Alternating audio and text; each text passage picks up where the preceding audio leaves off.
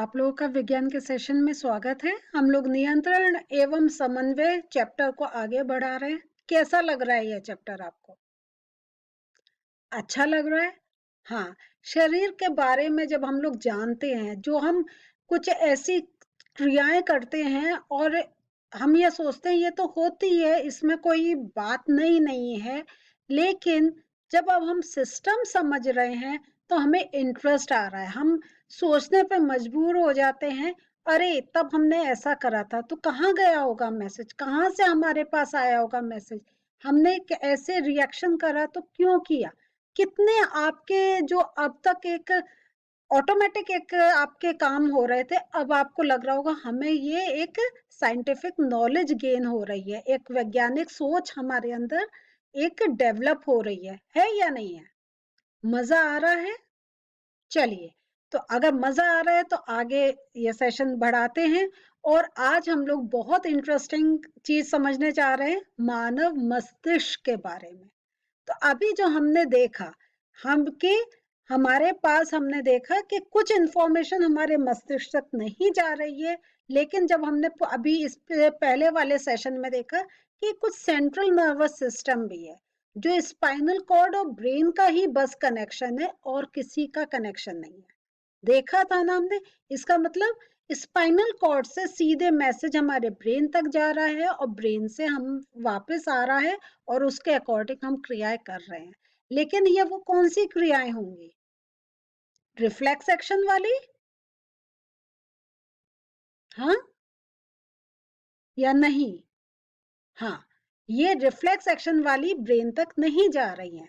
तो ये बहुत आपको लग रहा होगा कि हम ये चीजें रिपीट कर रहे हैं, लेकिन आपसे जब प्रश्न पूछे जाएंगे ना, तो यही वाली समझ अगर आपको बहुत अच्छी तरीके से आ गई तो आपको लगेगा अरे ये वाला चैप्टर तो हम बिल्कुल तैयार है, हमें तो ज्यादा इसमें मेहनत नहीं करनी पड़ेगी। तो ये बात इसलिए मैं रिपीट कर रही हूँ कि आप इस बात को ध्यान में रखें। तो अब जो हम आ रहे हैं, अब हम लोग सेंट्रल नर्वस सिस्टम में देख रहे हैं हमारा ब्रेन की रिएक्ट के ब्रेन। तो कहते हैं, कितना आराम से कह देते हैं, तुम्हारे अंदर दिमाग नहीं है क्या, तुमने ऐसा करा, या ये कितना ज्ञानी है, इसका दिमाग बहुत तेज है। तो हम जो लोग अपने जैसे बात कर रहे हैं, जैसे काम कर रहे हैं, हम लोग सीधे दिमाग पे जाते हैं, मस्तिष्क पे। दिमाग हम एक बहुत जनरल वर्ड है, लेकिन अब हम क्या देख रहे हैं, तो कभी हम मस्तिष्क बोलते हैं? नहीं बोलते हैं, नहीं बोलते। लेकिन ब्रेन बहुत ज्यादा बोलते हैं। तो ये जो एक अंग है जिसपे हम, जिसकी हेल्प से हम किसी आदमी को एनालाइज कर रहे हैं, तो उसके बारे में जानना भी बहुत ज्यादा जरूरी है।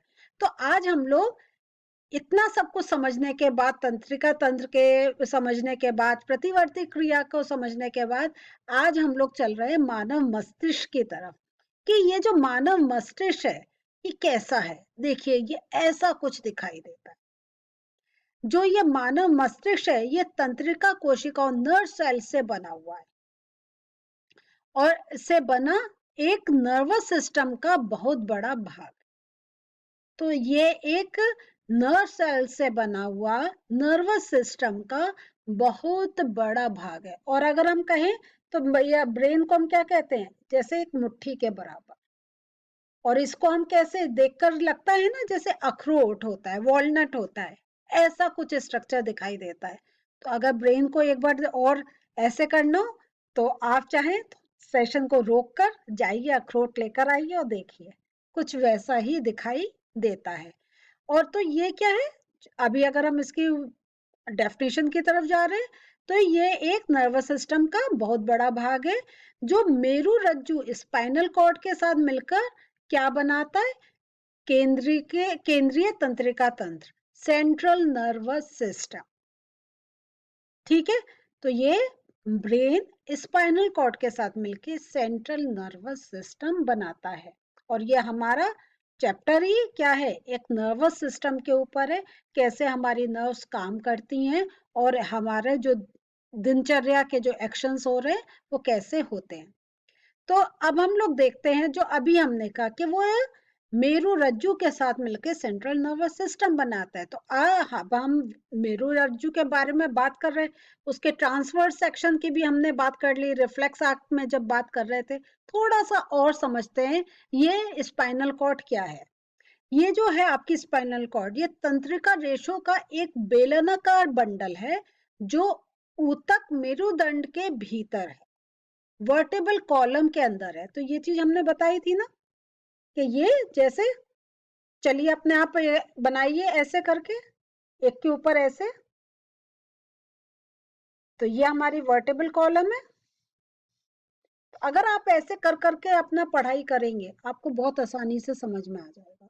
और ये मस्तिष्क से कॉक्सिक्स तक गुजरते हैं। तो ये देखिए मस्तिष्क ये है, और ये जो एंड पार्ट है, तो आप ये सोचिए आप अपना यहाँ से हाथ रखिए और बिल्कुल जो आपका बॉडी का एंड हो रहा है नीचे तक, फिर जहां से पैर स्टार्ट हो रहे हैं आपके, वहां तक आपकी स्पाइनल कॉर्ड है। टच करके देखिए अपना, पता चला आपको कितनी लंबी, इस पर जितनी आपकी लेंथ है, अगर हम कहें पूरा जमीन से नहीं, लेकिन आपका गर्दन से और जहां से आपके वो ये सेंटर पार्ट जहां जाके एंड हो रहा है, उसके बाद आपका पैर स्टार्ट हो रहा है। ठीक है, तो यहां तक आपकी स्पाइनल कॉर्ड है और ये शरीर के सभी भागों को तंत्रिकाओं से जोड़ता है। तो ये देखिए यहाँ पे, आप देखिए मैंने आपको इससे पहले जब सेशन कर रहे थे बताया था ना कि वर्टेबल कॉलम के अंदर से फिर वो ये स्पाइनल कॉर्ड है, उसमें से नर्व्स भी निकलती हैं। तो ये वो है। तो ये जितनी है, और आपको ये मैंने बताया था कि हर पार्ट एक पर्टिकुलर, जो इसका यहाँ का एक पार्ट है वो पर्टिकुलर किसी एक ऑर्गन से अटैच्ड है। तो ये देखिए ऐसे है। तो ये इस टाइप से, तो ये इस टाइप से शरीर के सभी भागों को तंत्रिकाओं से जोड़ता है और मस्तिष्क के साथ मिलकर क्या केंद्रीय तंत्रिका तंत्र, सेंट्रल नर्वस सिस्टम बनाता है। तो ये आपका हो गया स्पाइनल कॉर्ड। तो यहाँ पे एक और पिक्चर से देखिए, देखिए कैसे यहाँ से ये एक एंड पार्ट है नीचे और ये ब्रेन से अटैच्ड है। और यहाँ पे देखिए ये इस टाइप से आपको लाइट कलर का दिखाई दे रहा है, ध्यान से पिक्चर देखिए। ये सारे हमारे बॉडी में ये नर्व्स फैली हुई। क्लियर हुआ? और यहाँ पे इस जो मैंने अभी पिक्चर दिखाए थे, इसको अब आप और ध्यान से देखिए। देखिए जो है ये जो ऊपर का पार्ट है, ये सर्वाइकल से सारी नर्व्स अटैच्ड होती है। ये जो पार्ट है ये थोरैक्सिक रीजन से होती है, ये लंबर रीजन, ये सैक्रल और ये कॉक्सिकल। तो थोरैसिक हमारा यहाँ से ये जो पार्ट आ गया, तो सर्वाइकल हमारा ये आता है, फिर उसके नीचे का ये थोरैसिक आता है, और फिर जो हम और नीचे की तरफ जाते हैं वो लंबर रीजन आता है।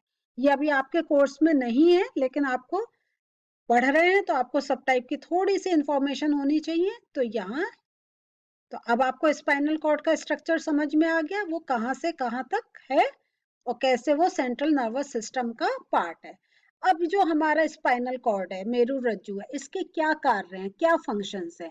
ये शरीर के सभी भागों से सूचनाएं प्राप्त करते हैं तथा इसका समाकलन करते हैं। मीन्स सूचना प्राप्त करके फिर उनको क्या एक्शन करना है वो इनके थ्रू ही होता है। ये पेशियों तक संदेश भेजते हैं। तो जो हमारा, क्योंकि आप देखिए पेशी मीन्स हमारे मसल्स को संदेश आते हैं। तो अगर पैर में कुछ हुआ तो पैर को पीछे हटाना, उसमें हाथ कोई काम नहीं करता। क्या होता है, अगर आपके पैर में कंकड़, आप नंगे पैर है, कंकड़ चुभा, तो क्या आप हाथ लेकर जाते हैं उसको हटाने के लिए? पैर अपना हटाते हैं, पैर हटाते हैं ना। तो वही, अगर आपके यहाँ कहीं कुछ पेट की तरफ हुआ तो आपका बॉडी को जर्क देखते हैं उससे दूर होने के लिए। तो ये वहां की पेशियों तक, जिस पेशी पे इफेक्ट हुआ है उसी पेशी के पास इंफॉर्मेशन आती है कि आपको क्या एक्शन करना है। मस्तिष्क हमें सोचने की अनुमति तथा सोचने पर आधारित क्रिया करने की अनुमति प्रदान करता है। सभी प्रतिवर्ती क्रियाएं मेरुरज्जु के द्वारा नियंत्रित होती हैं। जितने भी हमारे रिफ्लेक्स एक्शंस हैं वो हमारे स्पाइनल कॉर्ड के साथ उसका उनका कंट्रोल है, और जो जितनी ऐच्छिक और अनैच्छिक क्रियाएं हैं वो मस्तिष्क द्वारा नियंत्रित होती हैं। तो ये पूरा अगर हम सेंट्रल नर्वस सिस्टम का देख रहे हैं तो मेरुरज्जु और जो हमारे ब्रेन है उसका हम देख रहे हैं। तो यहाँ पे जो अभी हम देख रहे हैं ऐच्छिक और अनैच्छिक क्रियाएं, जो मैंने अभी आपको पहले, इससे पहले वाले सेशन में डिस्कस किया था कि जितनी हमारे डाइजेशन, रेस्पिरेशन, जो अंदर के प्रोसेस हैं अनैच्छिक हैं, हार्ट पंप कर रहा है, हम अपनी इच्छा से नहीं कह रहे हैं कि हार्ट तुम अब पंप करो, अब नहीं करो, वो अपने आप ही पंप हो रहा है। हम नहीं कह रहे हमने खाना खाया पेट, अब चलो हम अपनी इच्छा से उसको उसका मूवमेंट स्टार्ट कर रहे हैं। तो ये सब ऑटोमेटिक हो रहा है, तो ये अनैच्छिक क्रियाएं।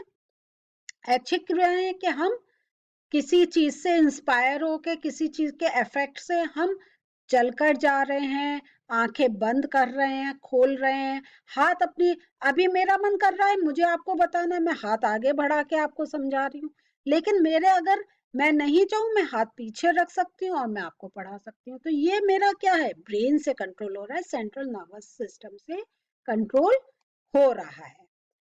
अब हम लोग थोड़ा सा ब्रेन को और ज्यादा समझते हैं, तो ब्रेन जो है इसका ऊपर जो एक भाग होता है वो होता है क्रेनियम का। तो ये मानव खोपड़ी का वो भाग है जो मस्तिष्क को सुरक्षा प्रदान करता है।